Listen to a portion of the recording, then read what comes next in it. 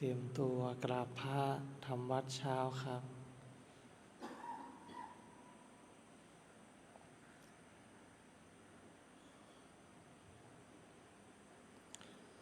ทั้งหมดกราบพระพร้อมกันครับกราบกราบกราบ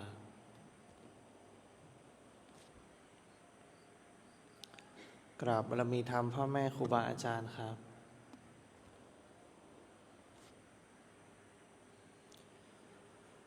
ทั้งหมดกล่าวคำบูชาพระรัตนตรัยพร้อมกันครับ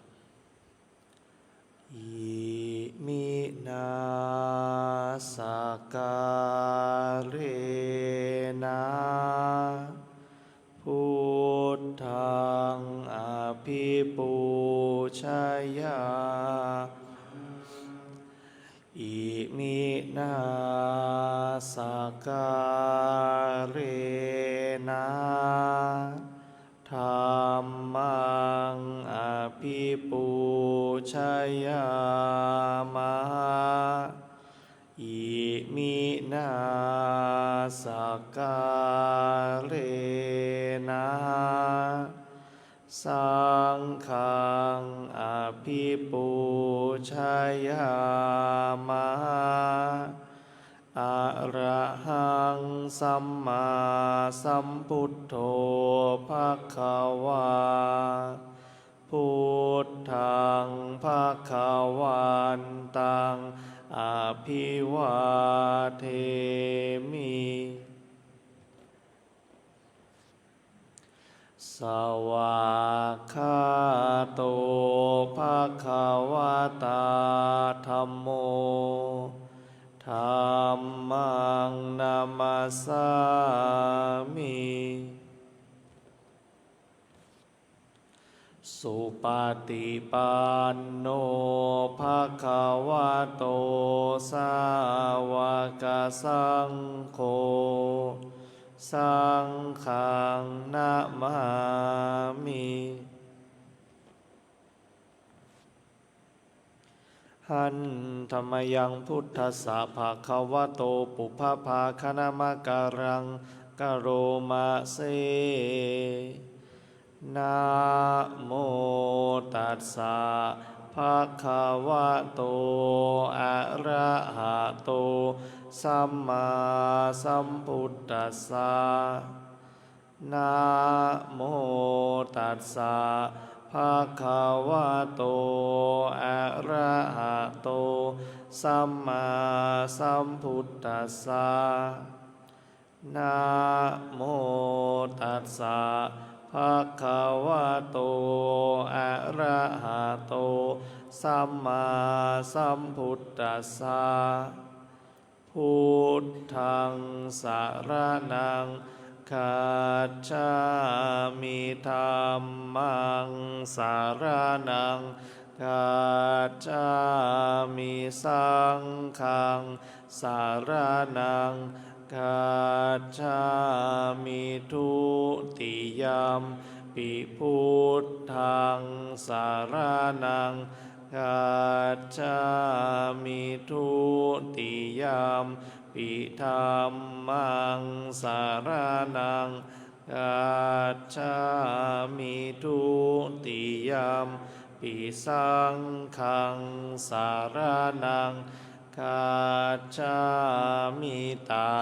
ติยมปิพุทธังสรณังคัจฉา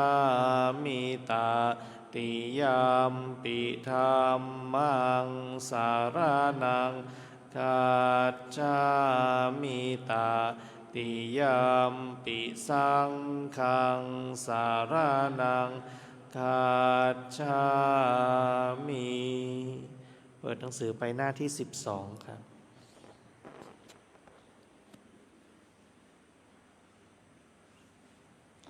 หันธรรมยังปฏิจจสมุปาทธัมเมสุอิทัปปัจจยตาทิธรรมปะทังพนามาเสอิทัพิขเวอริยสาวโกป ฏิจจสมุปาทันเยวะสาธุกังโยนิโสมนสิกโรติภิกษุทางหลายอริยสาวกในธรรมวินัยนี้ย่อมกระทำไว้ในใจโดยแยบคายเป็นอย่างดีซึ่งปฏิจจสมุปบาทนั้นเทียวดังนี้ว่าอิมัสสมิงสติอิตังโหติเมื่อสิ่งนี้มีอิมัสสุปาทาอิทังอุปัชฌติเพราะความเกิดขึ้นแห่งสิ่งนี้สิ่งนี้จึงเกิดขึ้นอิมัสสมิงอสติอิทังนะโหติเมื่อสิ่งนี้ไม่มีสิ่งนี้ย่อมไม่มีอิมัสสะนิโรธาอิทังนิรุชชติเพราะความดับไปแห่งสิ่งนี้สิ่งนี้จึงดับไปยะทิทังได้แก่สิ่งเหล่านี้คือ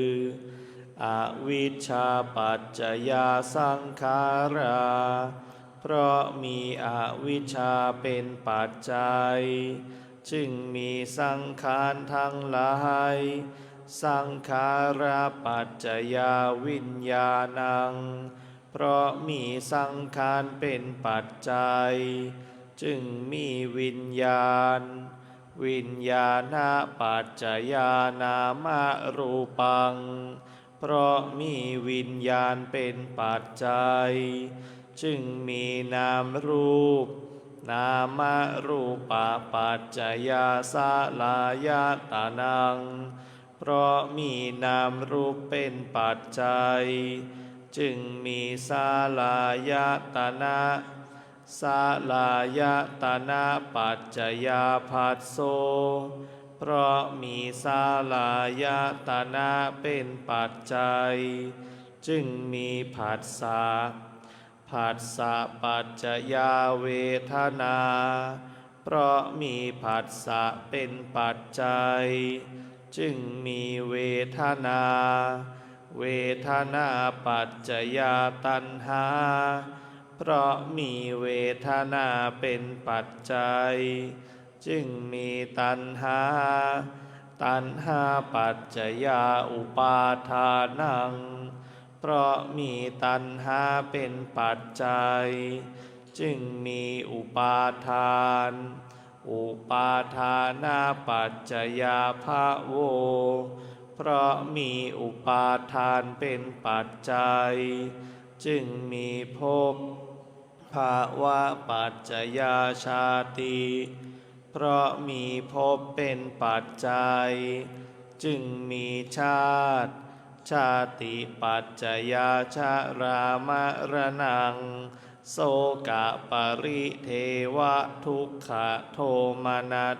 สุปายาสาสัมภวันติเพราะมีชาติเป็นปัจจัยชรามรณะโส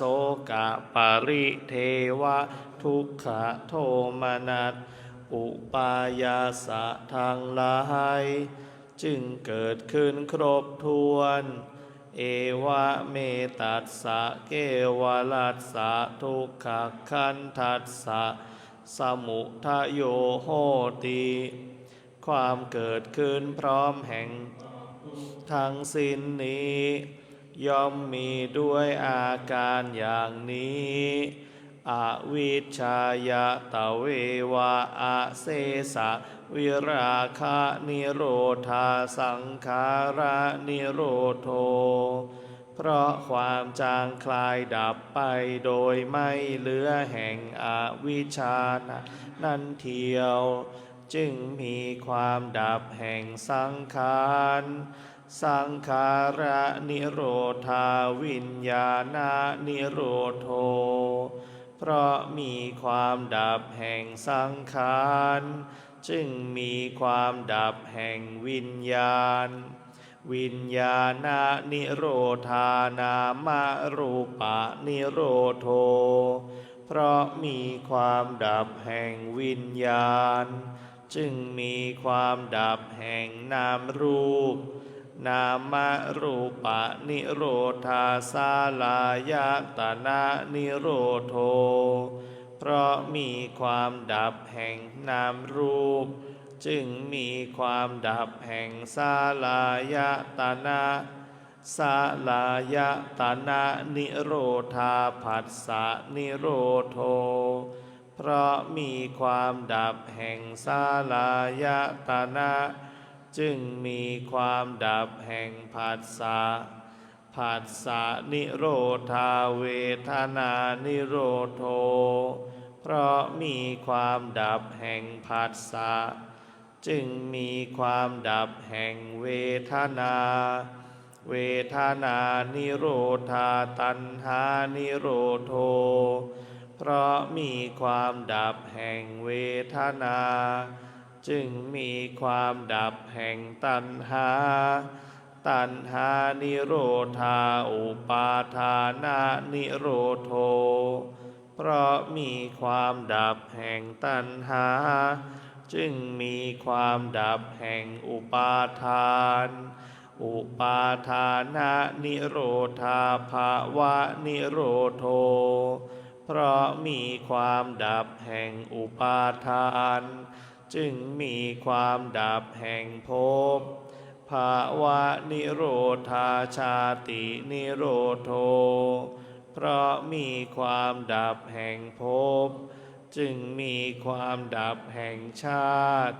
ชาตินิโรธาชารามรณังโสกปริเทวะทุกขโทมนัสสุปายาสานิรุจฉันติเพราะมีความดับแห่งชาตินั้นแลชารามรณะโสกปริเทวะทุกขโทมนัสอุปายาสะทางหลายจึงดับสิ้นเอวะเมตัสสะเกวลัสสะทุกขคันทัสสะนิโรโธโห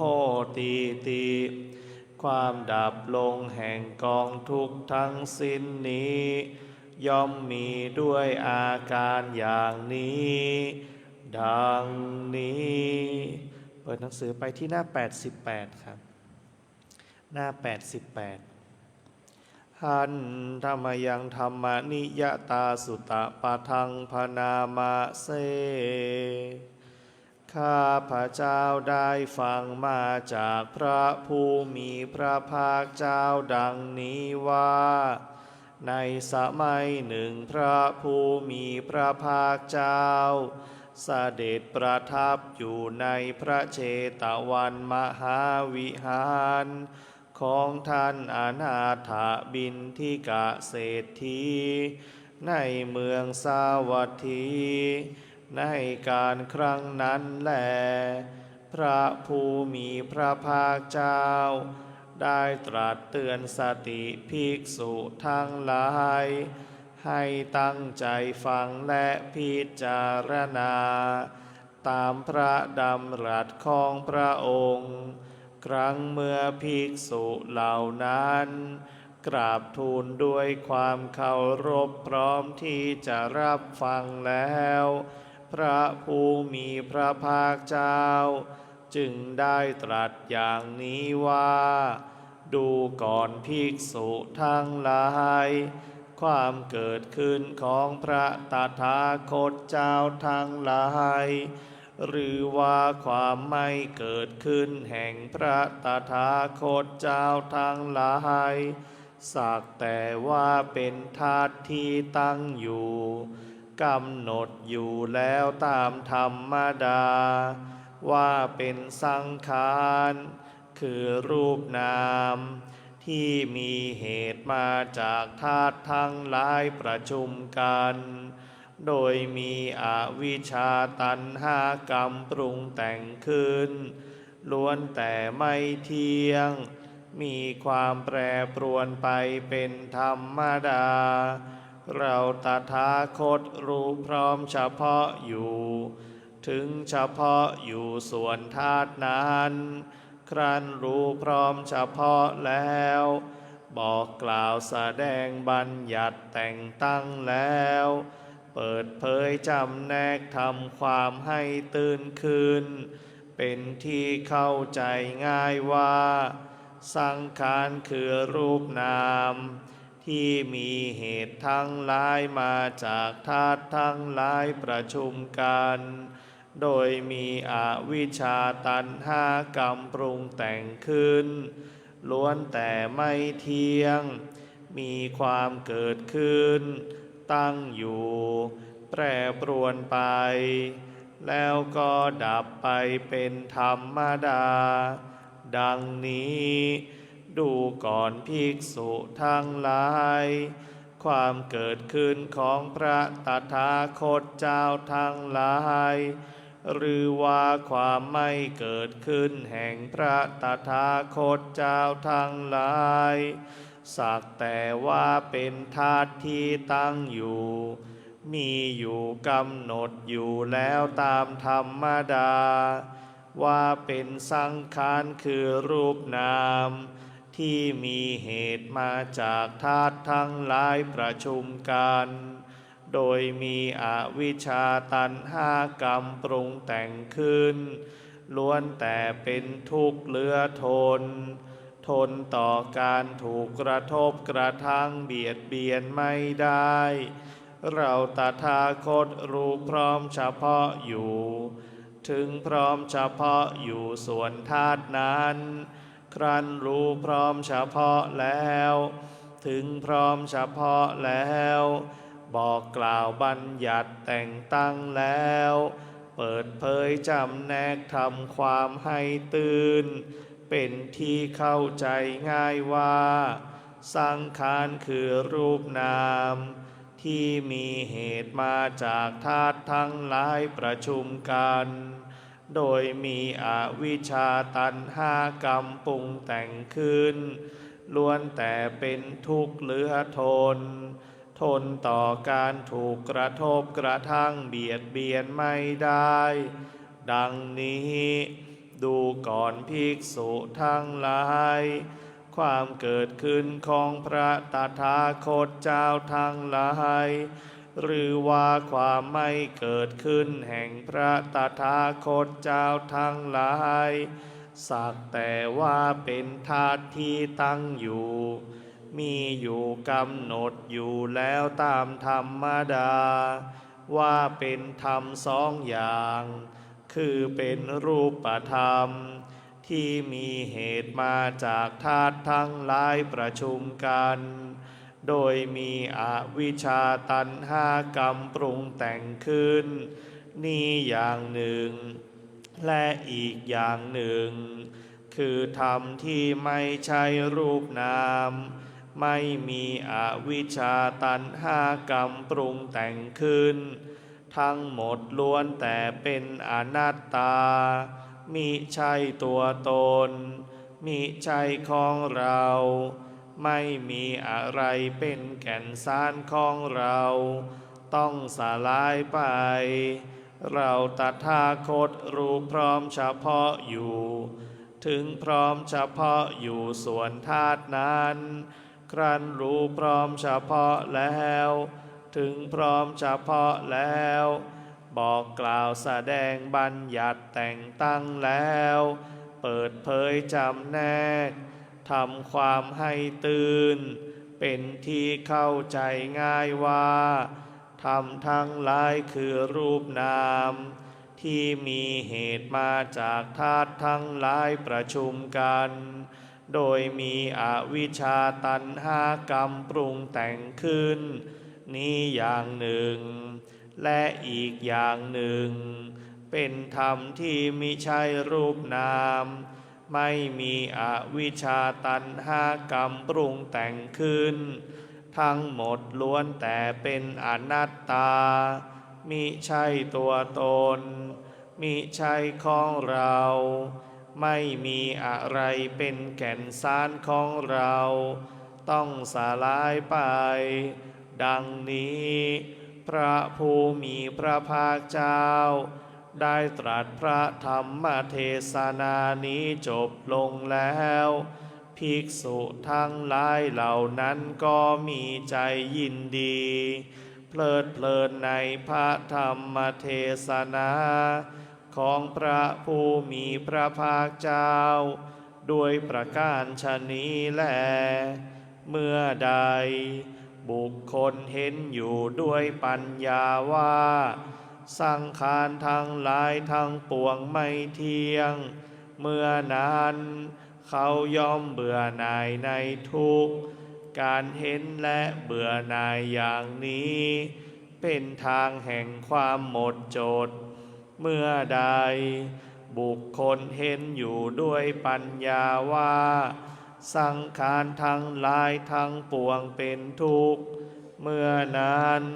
เขาย่อมเบื่อหน่ายในทุกข์การเห็นและเบื่อหน่ายอย่างนี้เป็นทางแห่งความหมดจดเมื่อใดบุคคลเห็นอยู่ด้วยปัญญาว่าธรรมทั้งหลายทั้งปวงเป็นอนัตตาเมื่อนั้นเขาย่อมเบื่อหน่ายในทุกข์การเห็นและเบื่อหน่ายอย่างนี้เป็นทางแห่งความหมดจดในบรรดามนุษย์ทั้งหลาย